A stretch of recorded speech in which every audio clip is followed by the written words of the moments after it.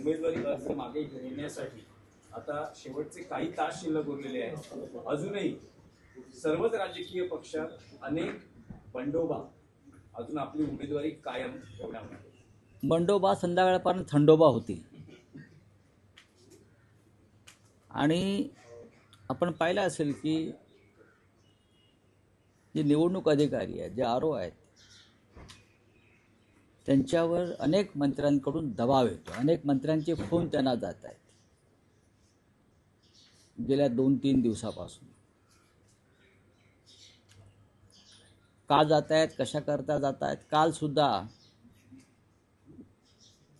आचारसंहिता लागू आहे, पण उपमुख्यमंत्री जे आहेत ठाण्यातले,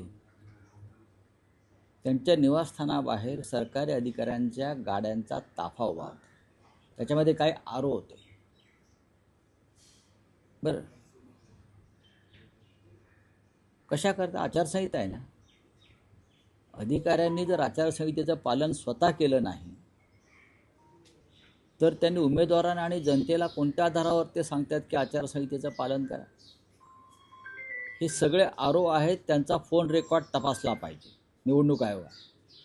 त्यांना कोणत्या मंत्र्यांचे कधी फोन गेले, डेप्युटी CMचे कधी फोन गेले, आणि त्यानुसार कोणते उमेदवारी अर्ज हे बाद केले.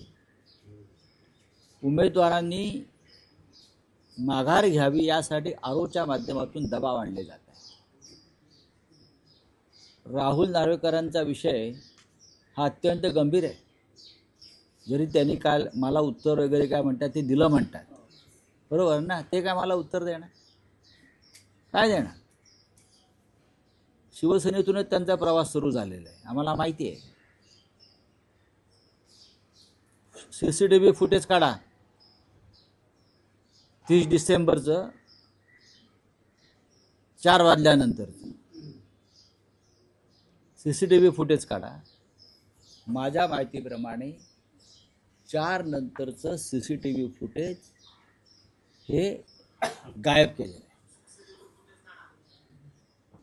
CCTV फुटेज गायब कसं होतं? विधानसभा अध्यक्षांचं कसं होतं? भूषण गगराणी हे पालिकेचे आयुक्त आहेत, तेही या कट कारस्थानामध्ये सामील झाले आहेत का? आणि मी कशाला म्हणतो, निवडणूक आयोगाने चौकशी सुरू केलेली आहे. पण चौकशी सुरू झाल्यावर या प्रकरणात ज्या विधानसभा अध्यक्षांनी धमक्या दिल्या आहेत उमेदवारांना विरोधी पक्षाच्या, CCTV फुटेज गायब होत आहे. ही यंत्रणा यांची. महापालिका आयुक्तांनी याचं उत्तर दिलं पाहिजे. आणि ते जे आरो आहेत त्या विभागाचे, त्यांची चौकशी व्हायला पाहिजे. हे संपूर्ण महाराष्ट्रात सुरू आहे. जळगावला उमेदवारांचं किडनॅपिंग केलं माघार घेत नाही म्हणून, आणि जबरदस्तीने माघार घ्यायला लावली आणि बिनविरोध निवडून येण्यासाठी. ही जी स्पर्धा सुरू झाली या निवडणुकीत बिनविरोध निवडून आणण्याची, ही फक्त धमक्या, पैशाचा वापर, ब्लॅकमेलिंग, दहशत काय करतात राज्याचे मुख्यमंत्री आणि या राज्याचे निवडणूक आयुक्त.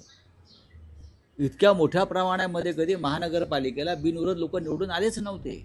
कल्याण डोंबिवली यांच्या बापाच आहे. कल्याण डोंबिवली मोठे मिरवणुका काढतात विजयाच्या. आम्हाला माहीत नाही कशा धमक्याने, कसे ब्लॅकमेल करून आणि कसं दहशत निर्माण करून लोकांना मागे घ्यायला लावलं. या इथे तर पोपटलाल त्याच्याकडे त्याच पद्धतीने केलेलं आहे सगळं. ठीक आहे, बघू ना निवडणुका होत. ठाण्यामध्ये 125 अर्ज, त्यातले बहुतांश अर्ज हे महाविकास आघाडीचे बाद करण्यात आले असं मनसेकडनं सांगण्यात येते. संभाजीनगरमध्ये अंबादास दानवे असं म्हणतात की धमक्या दिल्या जातात. आणि मी आता काय, मग मी वेगळं काय सांगतो? ठाण्यामध्ये मी विशेष करून सांगतो, पक्ष सांगत नाहीत कोणत्या पक्षाचे अर्ज बाद झाले. बघा, काल आणि परवा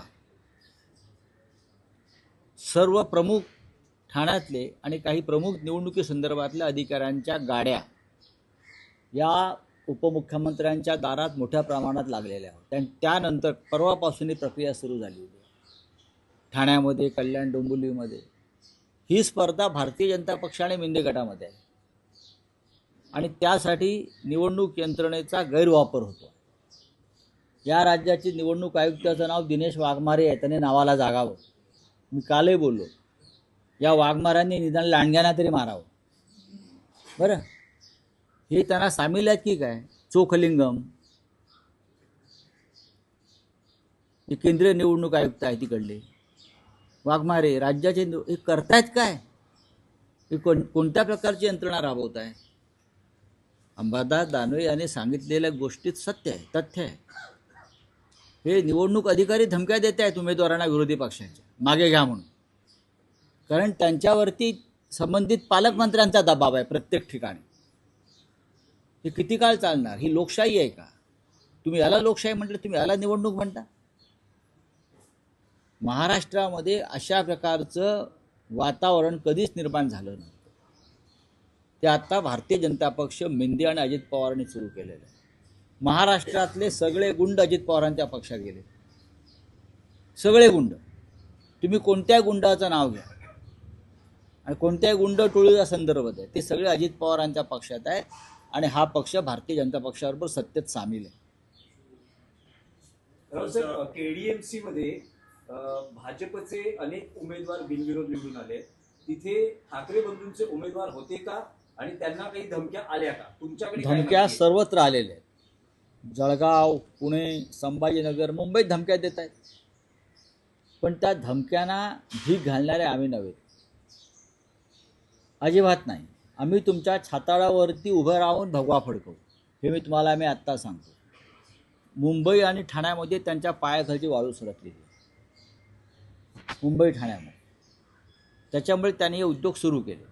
राऊतसाहेब, आज उद्धव ठाकरे, आदित्य ठाकरे आणि अमित ठाकरे बंधूंच्या उमेदवारांना एकत्रितरित्या शिवसेना भवनात मार्गदर्शन करणार आहे. बरं, असं पहिल्यांदाच होतंय की अमित ठाकरे हे पहिल्यांदा शिवसेना भवनातही जातील. तर त्या निमित्तानं काय सांगा? आनंदाची गोष्ट आहे. 4 तारखेला सन्मान्य राज ठाकरे सुद्धा शिवसेना भवनात येत आहेत. वचननामा, जो संयुक्त वचननामा आम्ही प्रकाशित करतो आहोत, त्या संदर्भात काल उद्धवजी आणि राजसाहेबांमध्ये चर्चा झाली प्रदीर्घ काळ. त्यानंतर 4 तारखेला शिवसेना भवनामध्ये वचननाम्याचं प्रकाशन आहे आणि माननीय राज ठाकरे शिवसेना भवनात त्यासाठी उपस्थित राहतील. ही सगळ्यांसाठी, आमच्या सगळ्यांसाठी आनंदाची गोष्ट आहे. साधारण किती वर्षांनी राज ठाकरे शिवसेना भवनात येतील? त्यांना परवा हा प्रश्न विचारा तुम्ही.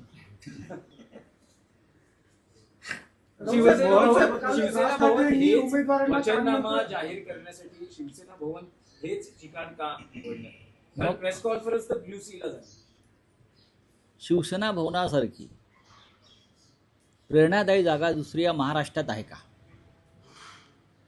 जिथे बाळासाहेब ठाकरेंनी, हिंदुहृदय सम्राटांनी, शिवसेना प्रमुखांनी इथे बसून अख्ख्या महाराष्ट्राचं राजकारण केलं, मराठी माणसाच्या न्याय हक्कासाठी संघर्ष केला, त्यात राज ठाकरेसुद्धा सहभागी होते बराच काळ. त्या जागेशिवाय दुसरी कोणती जागा आमच्यासमोर दिसत नाही. आणि जिथे शिवसेना भवन आहे तिथे आता मनसेचा उमेदवार लढतोय ना. अरे विचार काय करताय? मी सांगतो ना. मोहन भागवत म्हणताय ज्या ठिकाणी तुम्ही राहता त्या ठिकाणची भाषा तुम्हाला आली पाहिजे. मग मोहन भागवतांना सांगा, बोला मराठीत बोला. त्यांना कधी मराठीत बोलताना ऐकलंय का तुम्ही जास्त? बोला ना मराठीत. नाव भागवत आहे ना तुमचं. मग राष्ट्रीय स्वयंसेवक संघाचं हेडक्वार्टर, मुख्यालय जर नागपुरात आहे, त्यांनी त्यांचा सगळा कारभार मराठीत केला पाहिजे. तुम्ही जा त्यांच्याकडे, हिंदीमध्ये बोलतात. राज ठाकरेंनी त्यांच्या उमेदवारांना कानमंत्र देताना, सल्ले देताना सांगितलं होतं की तुम्हाला ऑफर्स येतील आणि तुम्ही त्याला बळी पडू नका. आणि स्वतःला देखील ऑफर आलेल्या होत्या, त्या सर्वांना त्यांनी पळवून लावलं असं त्यांनी जाहीररित्या सांगितलं. हो, मला माहिती आहे. मला ही सगळ्या पडद्यामागच्या पटकथा मला माहिती आहेत. कोणाच्या ऑफर होत्या? कोणाच्या ऑफर्स होत्या? राज ठाकरे कशाला सांगायला पाहिजे? मराठी माणसामध्ये फूट पाडण्यासाठी सगळ्या पद्धतीचे प्रयत्न केले, पण राज ठाकरे साहेब हे अत्यंत ठाम राहिले की मराठी माणसामध्ये यावेळेला कोणती फूट पडू देणार नाही. उद्धव आणि राज ठाकरे यांचं जे ऐक्य आहे, ही जी एकी आहे, त्याच्यामुळे विरोधकांच्या पोटामध्ये, भाजपच्या पोटामध्ये, मिंद्यांच्या पोटामध्ये गोळा आलेला आहे. चला, एक मराठीत प्रश्न आहे की या निवडणुकीत दिसत आहे महापौर कोणाचा, कोणत्या भाषिक असेल, आणि सगळेच जण सांगतायत जे दावे केले जात आहेत, कोणी ठाकरे बंधू म्हणतायत मराठी, महायुतीचे नेते म्हणतात महायुतीचा, कोणी म्हणताय उत्तर भारतीय होणार, आता- असा हा केंद्रबिंदू ठरतो आहे महापौर नेमका कोणाचा आणि कोणत्या भाषेचा? का मुंबईमध्ये महापौर कोणाचाही शंका आहे का? मुंबईमध्ये ही शंका असताच कामा नये. मुंबईमध्ये मराठीत महापौर होईल. पण आता भारतीय जनता पक्षानं काय सुरू केलं आहे? मुंबईचा महापौर हिंदू होईल. बरोबर नाही? हिंदू होईल. हे आम्हाला हिंदुत्व शिकवतात लफंगे, हे आम्हाला ह्या शिकवतात हिंदुत्व. या मुंबईतूनच हिंदुत्वाचा लढा बाळासाहेब ठाकरेंनी सुरू केला आहे, लक्षात घ्या. पण ही मुंबई मराठी आहे. ही मुंबई मराठी आहे. छत्रपती शिवाजी महाराजांनी हिंदवी स्वराज्य स्थापन केलं, पण शिवाजी महाराज मराठी आहे. डॉक्टर बाबासाहेब आंबेडकरांनी संविधान लिहिलं, आंबेडकर मराठी आहे. हे लक्षात घ्या. आम्हाला हे हिंदुत्वाचं खूळ लावू नका. आमच्या नसानसात रक्ताच्या प्रत्येक थेंबात हिंदुत्व आहे. पण मुंबईचा महापौर मराठी होईल, हे हिंदू होईल वगैरे आम्हाला सांगू नका. मी जे म्हणालो, इथे जय महाराष्ट्र चालणार, जय श्रीराम आमच्या हृदयामध्ये. पण इथे जय महाराष्ट्र, जय भवानी, जय शिवाजी हाच नारा चालणार. वातावरण बिघडवू नका. कृपाशंकरी सर्वासर्व करतात. अरे सोड रे. अरे सर, बस हो गया, चलो. हिंदी में क्या है आपका, पूछिए. चलो, हिंदी में क्या है? उम्मीदवार उनके ऊपर काफी मामले दर्ज है. किसके ऊपर? सत्ताधारी पक्ष के जो उम्मीदवार है उनके ऊपर काफी सारे गुनेगारी पार्श्वभूमि के मामले दर्ज है.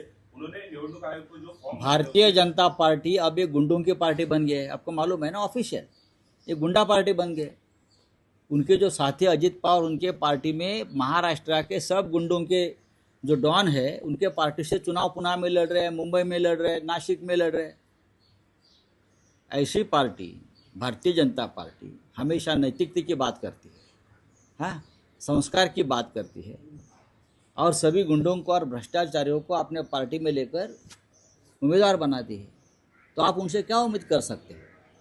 शिवसेना को या मराठी मानुस को हराने के लिए ये गुंडों की मदद ले रही है, उसमें उनकी हार है. चलिए, थैंक यू.